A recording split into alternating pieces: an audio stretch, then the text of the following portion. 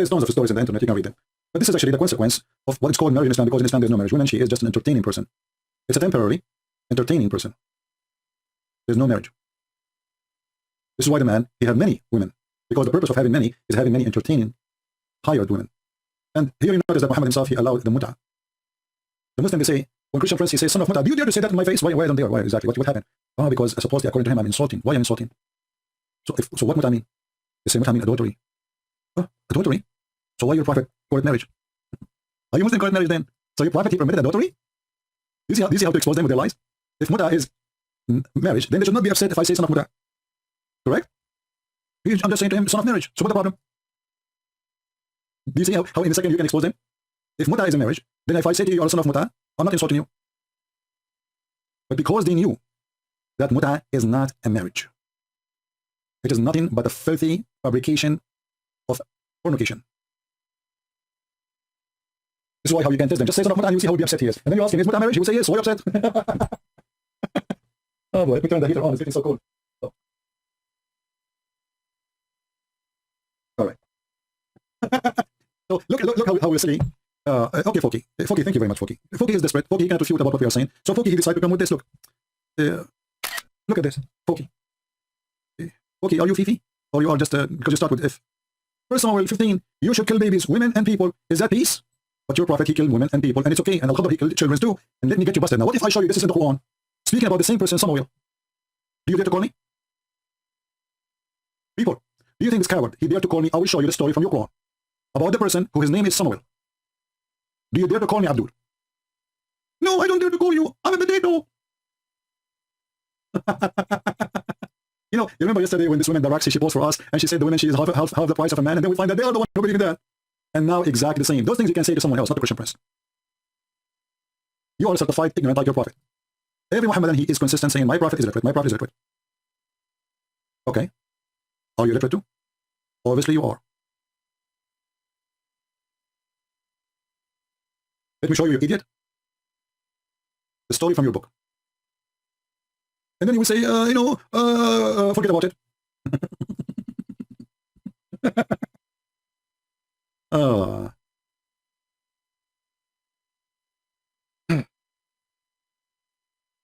I have all your Muslim laundries in my head.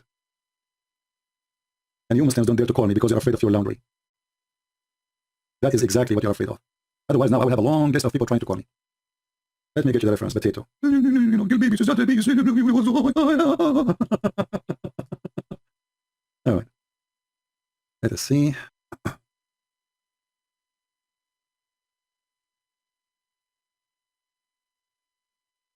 right, let's go first to the Quran. Is that Abdul still there? This is yours to the Quran. In chapter 2, verse number 246 and 247 and 248, 40, etc. Speaking about Samuel.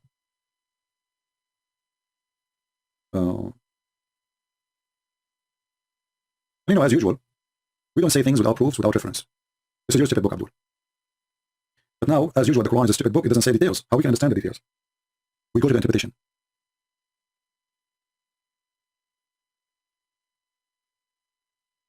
Do you see why your boss don't dare to call me? They are little, small, tiny.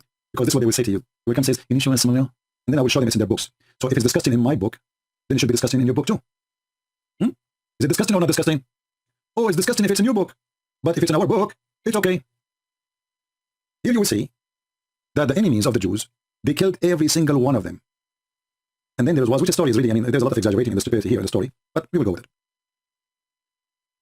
So they attacked the Jews and they killed everybody, and there's only one person who he left.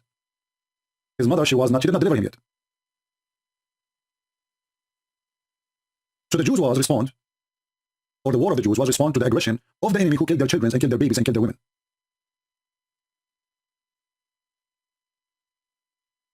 They killed everybody. And for sure the story in the Quran is stupid to say they killed everybody except one person. And how the person became a king there if everybody is dead? But who can count in Muhammad what he say? He's a stupid man, he says as he wish. Are you there, Abdul? So I will open for you the interpretation of Ibn Kathir, and Al-Qurtubi, and Al-Tabari, and I will make you read, and you will laugh at yourself, because even your scholars, they defend what is in the Old Testament. And they say that Samuel was a prophet of God, and he killed the enemies because they are bad criminals So how come the Abduls in YouTube, they go against their Quran? There's two reasons. Number one, 99% of those who make accusation against the Bible, they are donkeys. Number two, they are just trying to make a point. Even the 1% who's left. He knew his line, but he assumed that you're ignorant, you do not know that this is in the Quran, so he will say it to make a point, supposedly in order to make you ashamed. But then we find that this is in the religion. And Muhammad the coward, he copied from the Torah, the story, and he gave his blessing for the killing. And not only that, the verse says, it is a must for you to go and kill.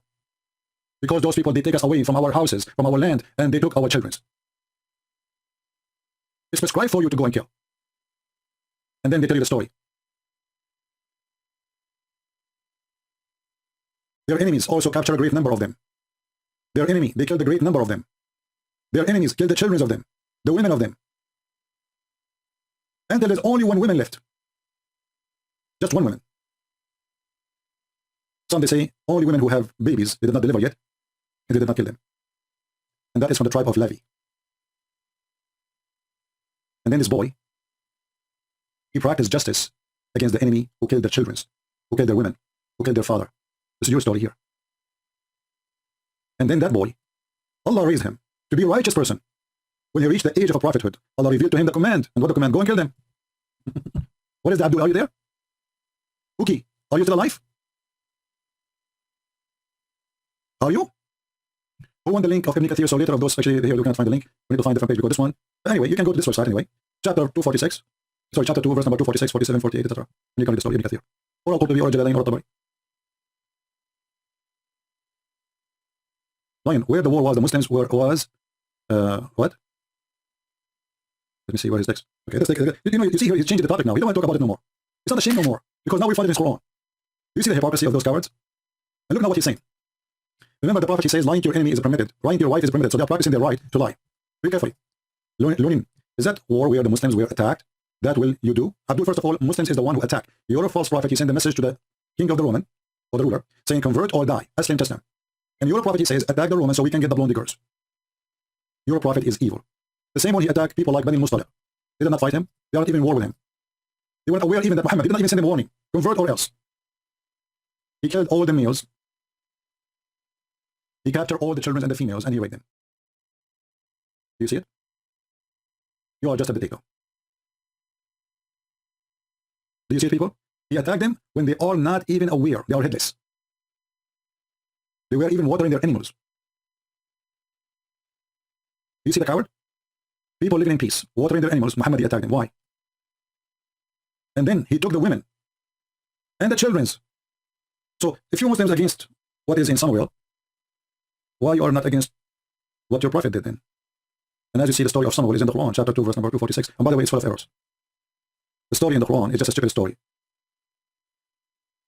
Talut, Mr. Talut. Do we have any brave Muslim?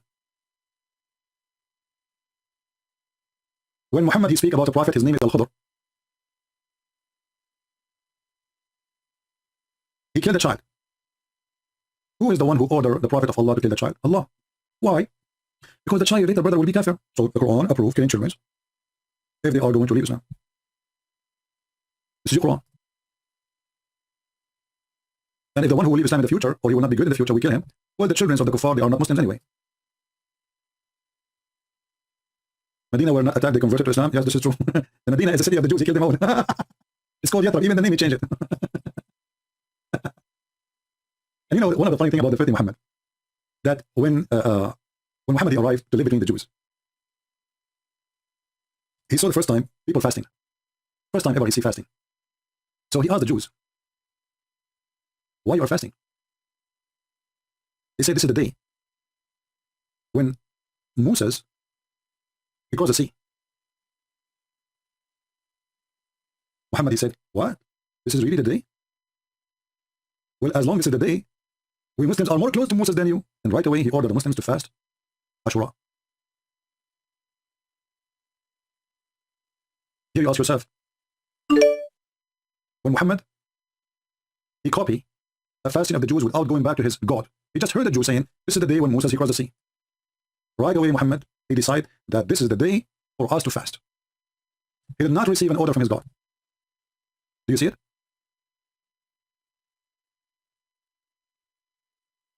Any Muhammad can explain to us? And then this funny Muhammad, not only he stole the fasting from the Jew, he claimed that the one who fasts this day will erase all his sin for the previous year.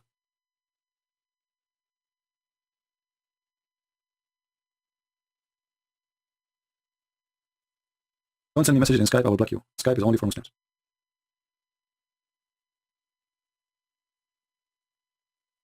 He just learned about the day.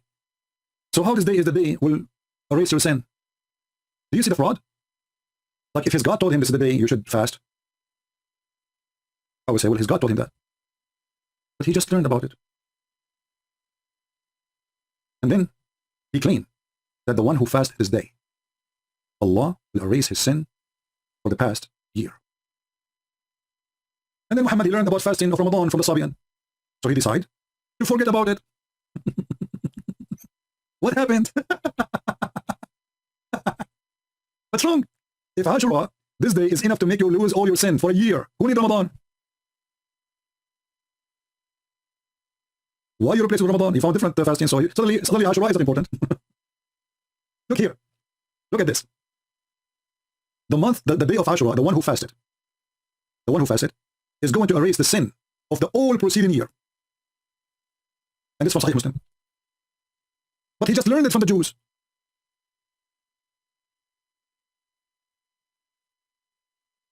And after he learned from the Jews, and it became the day erase all your sin for the coming year. Fuki, just say hello, okay? We give you a chance as an adult, you are just a kid.